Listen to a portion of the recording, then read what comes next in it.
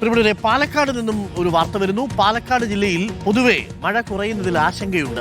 33% മഴയുടെ കുറവാണ് പാലക്കാട് ജില്ലയിൽ ഇതിനകം രേഖപ്പെടുത്തിയത്. ജില്ലകളിലെ ഡാമുകളിൽ ജലനിരപ്പ് കഴിഞ്ഞ വർഷത്തേക്കാൾ കുറവാണ്.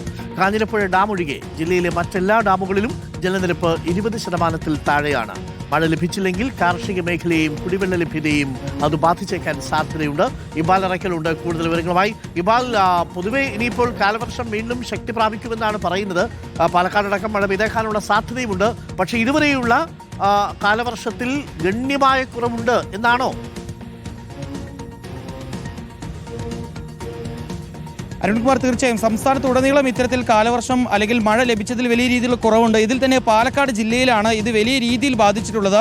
കഴിഞ്ഞ വർഷം എടുത്ത് പരിശോധിക്കുക അല്ലെങ്കിൽ കഴിഞ്ഞ വർഷത്തെ കണക്കുകൾ കൂടി വെച്ച് പരിശോധിക്കുകയാണെങ്കിൽ ഈ വർഷം പാലക്കാട് ജില്ലയിൽ ഇതുവരെ 33% മഴ കുറവാണ് എന്നുള്ളതാണ് കണ്ടെത്തൽ. കഴിഞ്ഞ തവണ 354.7 മില്ലിമീറ്റർ മഴയാണ് പാലക്കാട് ജില്ലയിൽ ലഭിച്ചത്. ഇത്തവണ 237.9 മില്ലിമീറ്റർ മഴ മാത്രമാണ് ലഭിച്ചിട്ടുള്ളത്. ഇതുകൊണ്ട് തന്നെ പാലക്കാട്ടെ എല്ലാ അണക്കെട്ടുകളിലും ജലനിരപ്പ് വലിയ രീതിയിൽ കുറവായിരിക്കുകയാണ്. കഴിഞ്ഞ വർഷത്തെ അപേക്ഷിച്ച് നോക്കുമ്പോൾ പ്രത്യേകിച്ചും കുടിവെള്ള വിതരണം നടക്കുന്ന പാലക്കാട് മലമ്പുഴയിലും അതുപോലെ തന്നെ പോത്തുണ്ടി ഈ രണ്ട് ഡാമുകളിലും ജലനിരപ്പ് വലിയ രീതിയിൽ കുറഞ്ഞിട്ടുണ്ട്.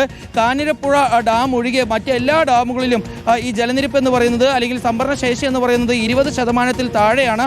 അതുകൊണ്ട് തന്നെ ഇത്തവണത്തെ വേനൽ ഇനിയും മഴ ലഭിച്ചതിൽ വേനൽ വലിയ രീതിയിൽ കടുക്കും.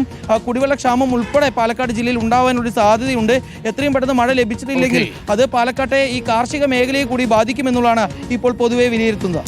Thank you. ഇബാൽ അറയ്ക്കലാണ് പാലക്കാട് നിന്നും വിവരങ്ങൾ നൽകിയത്.